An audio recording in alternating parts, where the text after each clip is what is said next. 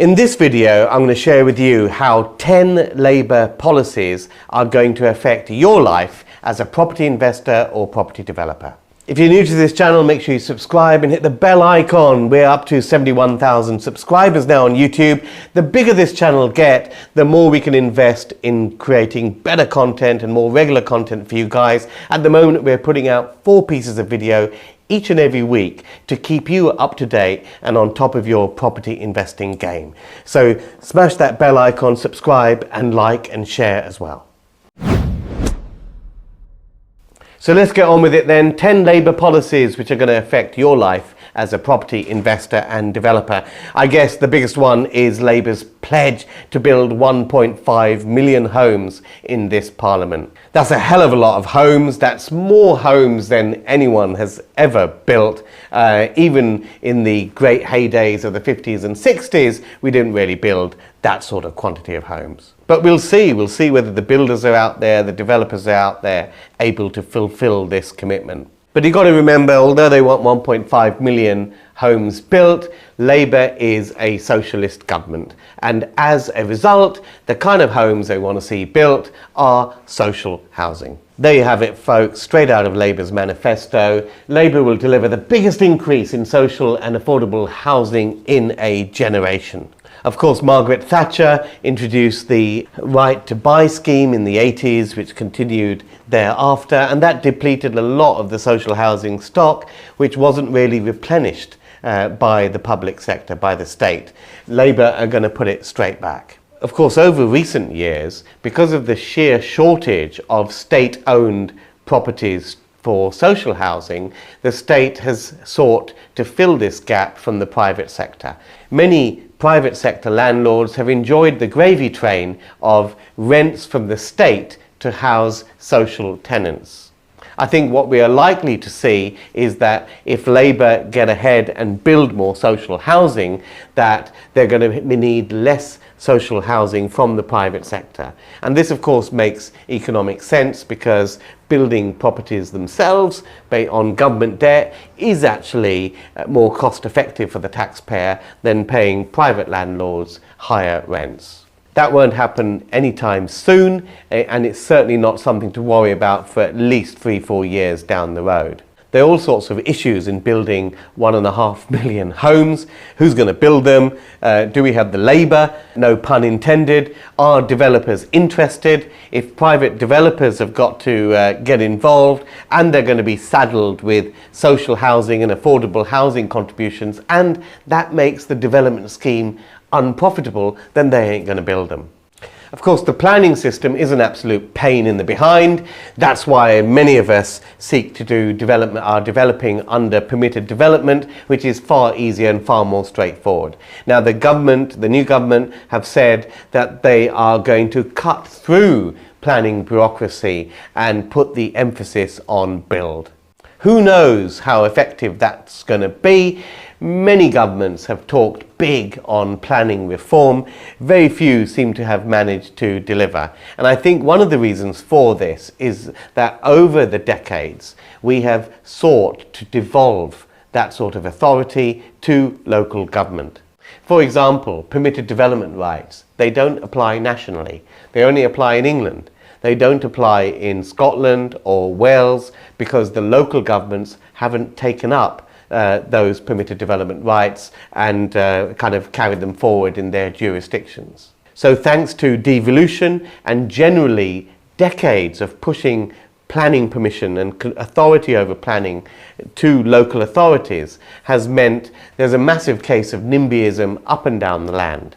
And you know, Labour have always said that it's Tory backbenchers in the Shire counties that are the most NIMBYist people. They're the ones with their nice safe Tory seats, and they're the ones with their shires, and they're the ones that want to protect the green belts in those local areas, and they're highly responsive to the NIMBYs in their backyard because they don't want to lose their seats. Now the thing is, the Tories have suffered a massive rout in the general election, and there are far less of them than ever before, and many of those MPs have been replaced by Lib Dems or Labour. So the question is, are they going to bulldoze these planning reforms now, instead of bulldozing them in a Tory constituency, they could well be bulldozing those in a brand new Labour constituency, which might not go well with that local electorate, considering they've just put their trust in Labour for the first time. One of the things that made me chuckle about Labour's proposals is that they're facilitating the hiring of 300 extra planning officers up and down the country to speed up the backlog of planning applications that are in the system up and down the land. Now, it's as though these 300 fully qualified planning officers are sitting at home, unemployed, watching daytime TV, waiting for this job ad to come out saying, planning officers required. I mean, it is fanciful to think that these people are just there to be hired at a click of a finger. Now, the second of Labour's policies that property investors and developers need to be aware of is all around the future of permitted development. Now, permitted development was brought in by the Conservatives in 2013. They allowed commercial buildings to be converted to residential use under a light touch planning procedure called prior approval or permitted development. Now, I don't expect it to go, but of course what I do expect is that it's going to be rebadged. There was talk in their manifesto about an urban passport for regenerating existing properties and existing brownfield land. So they're going to rebadge it into something else. But here's the thing. At the moment, if you are converting an office building into residential use, so let's say you're taking an office building and converting it into 20 flats, there is no requirement to provide any social housing under any permitted development scheme. My fear is that under Labour's version of permitted development, you will be required to provide some element of social housing provision, because it's the only way they can deliver this monstrous social housing target that they've got for this Parliament. That, of course, will affect the viability of some permitted development schemes, but do remember that the existing rules still apply. So if you've seen a property that you want to convert to residential use, put in that PD application now. It'll be judged by the existing rules. It takes 56 days to get the permission, and then, of course, you've got 3 years to implement it. And once you've got that permission, no one can take away that permission and the fact that you've got 3 years to implement it. Now, let me know which policy of Labour's affects you as a property investor and developer. Smash that like button. Don't forget to subscribe as well.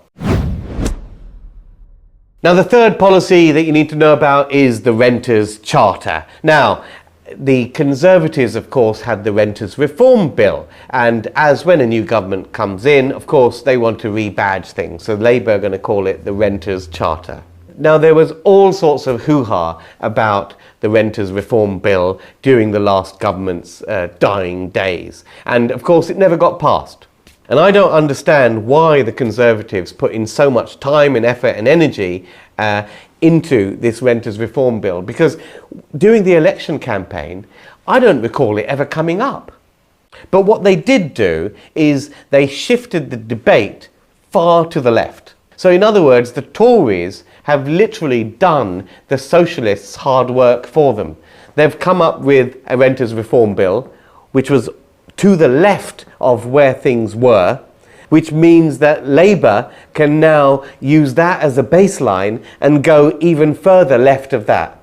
So what can we expect in a Labour Renters' Charter? Now, the first thing we can expect, of course, is the scrapping of Section 21, the ability to get your property back at the end of the tenancy with 2 months' notice. Now, the Conservatives said, yes, they would get rid of Section 21 once the court processes for evictions under fault grounds are beefed up. Now, it is most likely that Labour will not require court processes to be beefed up first. They'll just bring it in. And one of the things that worries a lot of landlords is that there will be no right to get your property back for the simple reason that you're looking to sell. Now, Jeremy Corbyn first proposed the idea that tenants should have the right to have pets. That's going to be in the Renters' Charter. Now, we've got to see whether there's a reasonableness test here. I can't see some tenant in an HMO having a full aviary in the corner of their room. It's not going to make sense. There's got to be some appropriateness. We'll have to see how that pans out. Now, the other thing they want to put in there is the right for a tenant to make reasonable alterations to a property. What is reasonable? Pulling down a stud wall partition or just hanging a few pictures? I don't know. We'll have to see what the detail is of that. Now, this is an odd one. At the end of a tenancy, or when a landlord wants to bring a tenancy to an end, they'll have to give 4 months notice. Now, I don't understand where the demand has come from for a 4-month notice. Now, we rent out a lot of properties. No one rings up or contacts us and says, you know what, we're looking for a property in 4 months' time, 5 months' time. There's no point, because no one is going to show you a property because you want that property in 4 months' time. The lettings market doesn't work like that. You know, when we do viewings on properties, it's because you want to move in the next few weeks. So you can give all the notice in the world, but people are only going to start looking for a property in the last few weeks of their tenancy. So I don't understand where the demand for 4 months notices have come from or what this serves to achieve. There's been some very dangerous talk in this renters charter about not being able to bring a tenancy to an end purely because of rent arrears. Now, this all seems very, very strange to me, and more or less a return to the 1970s under Labour, where you had sitting tenants and basically that decimated property values. If you had a sitting tenant in a property in the 1970s and you couldn't really get them out, then the value of that property was worth up to 25 or 30% less than the property next door, which was being sold vacant. Now, in the 1970s, tenanted properties were very rarely mortgaged. They were owned outright. Today, of course, many buy-to-let properties actually have a mortgage on them. And I do see that when they start discussing the Renters' Charter, the banks will have serious things to say to government about what it's going to do for them. You know, because if it diminishes the value of their underlying security, they're not going to be happy about it. They're not going to be happy about the fact that the socialists want to bring in rules where you can't get your property back, you can't get your property back if you want to sell, you can't get your property back even if there's rent arrears. So where does it leave the mortgage holder? So we're going to have to wait and see how that pans out. So number 4 is more regulation on short-term lets, Airbnbs and holiday lets and that kind of thing. Now, a lot of landlords have been looking to sweat their assets, and in certain areas you can get much more money, much more return by doing short lets and serviced accommodation. Now, in Labour-run Wales, they've introduced some licensing system, which means money for the government for doing NAFL, and it also restricts the number of people that can do serviced accommodation. So expect more of the same in the rest of the UK. Number 5, yippee, no rent controls. Now, Sadiq Khan, London mayor, has been asking for some rent controls for some time now, but the good news is that Labour rejected this last year, so we aren't going to have rent controls. The fear is that instead of introducing rent controls, they introduce rent capping. What this means is that while a tenant is in a property, there can be increases every year, but the rate of those increases are capped, probably at inflation. And the only times that you can jack up the rents up to sort of market levels, if you like, or whatever you want, is in between tenancies. Now, I could do a whole video on rent capping and rent controls, but suffice to say, it's failed everywhere. It failed in Ireland, and they've actually reversed it all there, and it won't work here. Policy number 6 is leasehold reform. Now, when Rishi Sunak announced the general election, he had 1 day of parliamentary time. And he thought to himself, you know what, I've got 1 day left in power, 1 day left with Parliament. What is the one law I'm going to bring in? And he brought in the Leasehold Reform Act. Now, we've done videos on this. I'll put a link up here and in the description below. So I'm not going to go through what that is, watch it later. But in essence, if you're a leaseholder, you have certain rights to buy the freehold, you have certain rights to extend the lease. the issue that always affected leaseholders was that once a lease gets under 70 years, it starts getting difficult to refinance. And also when it starts getting 50 years or 40 years, then you have to end up paying a lot to the freeholder to get a longer lease, because there is something called a marriage value. Now, what the Leasehold and Reform Act that the Tories brought in on the last day of Parliament said that they're going to allow for these longer leases, but what they didn't really set in stone was what the calculation would be for this marriage value, the amount that a leaseholder has to pay to the freeholder to get a longer lease or buy the freehold. Here's what I think will happen. If you're an owner-occupier, then that calculation is going to be very favourable for you. It shouldn't cost you too much to extend your lease or participate in buying the freehold. But if you're a buy-to-let investor, or you own the property in a limited company, you're a professional landlord, then I don't see why they're going to say, look, you're a business, the freeholder is a business, your rights as a leaseholder are going to trump the rights of another business, the freeholder, to basically rob them of value. I can't see why they would do that. I do see a case why a socialist government would do something to benefit an owner-occupier leaseholder, but I can't see why they would do something to benefit a corporate leaseholder. Now, there is some precedent for this sort of thing.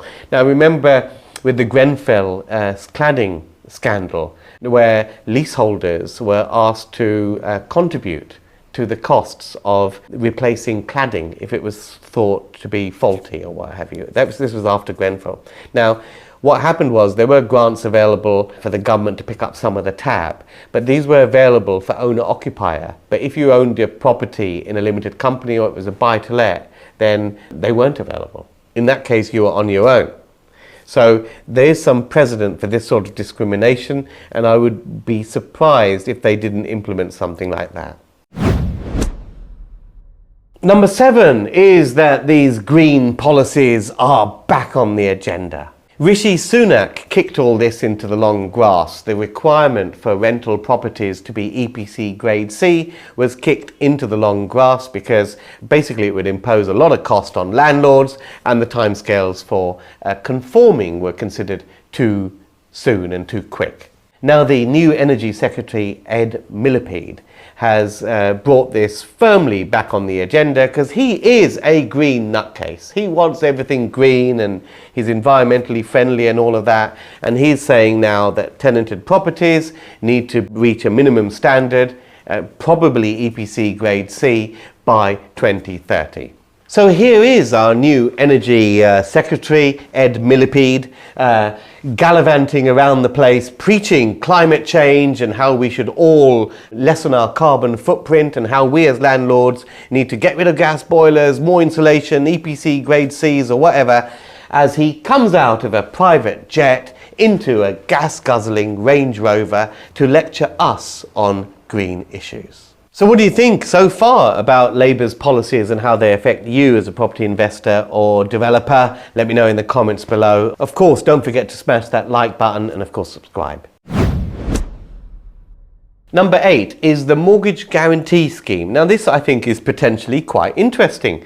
What the new Labour government wants to do is allow first-time buyers to only have to put down 5% deposit. Now of course the banks need a little bit more than that. So if the bank needs say 20% deposit, what the government will do is provide a guarantee for the difference. So the first-time buyer puts up 5%, the government will guarantee the next 15%, and the bank will give the remaining 80% as a loan. Something like that, for example, would be how it would work. Now the Conservatives had something called Help to Buy, or as I like to call it, Help to Sell. Now I don't think Help to Buy was a great policy by the Conservatives. And that's because of a couple of reasons. Firstly, it only applied to new build properties. Now, I think a lot of the big house builders lobbied the government to give some incentive, taxpayer funded incentive for people to go out and buy their new build properties. Now remember, new build properties are like brand new cars. As soon as you've driven them off the forecourt, the new car ain't new anymore and it's worth slightly less. It's exactly the same with new build properties. So the Help to Buy scheme, yes, it was Help to Buy, but it often saddled people with a lot of debt on properties which literally a day after they bought them, they couldn't literally sell for exactly what they purchased them for. But a mortgage guarantee scheme is slightly different. This is aimed at first-time buyers, as I said, and it means that they only have to put up a 5% deposit. But there's no mention anywhere that it only applies to new build properties. So I'm hoping this will apply for first-time buyers to whatever properties they want to buy. So if it's a second-hand property, or if it's a flat, or it's a dilapidated flat that needs some works done to it, then the first-time buyer can buy that flat with the 5% deposit, whether it's new or second-hand. And that could be very powerful. It can be very powerful for the housing market in general. So number 9 is the Labour government want to bring an end to the perceived problem of land banking. Now there is this belief out there that developers are somehow getting planning permission for things and they're just sitting on them for no reason at all. Now I think a lot of this is actually a myth. Sometimes people get planning permission for a development, and then when they actually get the permission and they look into the costs of developing it, they find that it's not worth it. And that's particularly recently as building costs have gone up. The other issue is that sometimes developers get permission for a scheme, let's say to put up a block of 14 flats, but the council are saying they want 6 of them to be social housing, and the figures simply don't stack up. And of course, serial developers operate a pipeline. So when we get permissions, we can't build them all out straight away. We don't have the physical number of teams. So you have a pipeline. So you know that this month you're doing projects X and Y. In the next 3 months, you're starting projects Z and so forth. So you will need to land bank to a certain extent to have a pipeline of projects to shift your teams from one project to the next to the next. So I don't fully understand what problem they're looking to solve, but the threat is that if you have been given permission, planning permission, and you don't build it out in a certain time period, then you can lose it. But they haven't actually specified what losing it means. Do you just lose the permission, or do you lose the property through some kind of compulsory purchase? And finally, policy 10, which affects property investors and developers, is some good news. How about that? We actually have some good news. And it's on corporation tax. We have stability for corporation tax in this parliament. Now, corporation tax is basically 25% for all profits above £250,000. If your company profits are less than £250,000, it's 19%. Now, the government have said that for the duration of this parliament, those corporation tax rates will remain unchanged. Now, that's good news. Under previous Labour governments in the Tony Blair era, for example, corporation tax was 30%. So at least there is a little bit of a planning horizon and some stability on the corporation tax front. So there you have it, my roundup of 10 key Labour policy areas that you need to take into account for your property investing and property developing game going forward. Is there anything I've missed out? Is there a policy area that I haven't covered in this video? Please let me know in the comments. I'll look it up and we'll do a video on it later on. That's it for this video. Don't go away without liking and also subscribing for more videos like this as we keep you up to date with the rapidly changing environment for property investors and developers. See you guys next time. The Baker Street Property Meet is the UK's largest and #1 property investors networking event. The property market is going through monumental change right now, and at Baker Street Property Meet we aim to keep you up to date with the latest tips and tricks and insider tactics to help you keep on top of your property investing game and succeed in these troubled economic times. The Baker Street Property Meet is fundamentally about networking, because it's not what you know, it's who you know.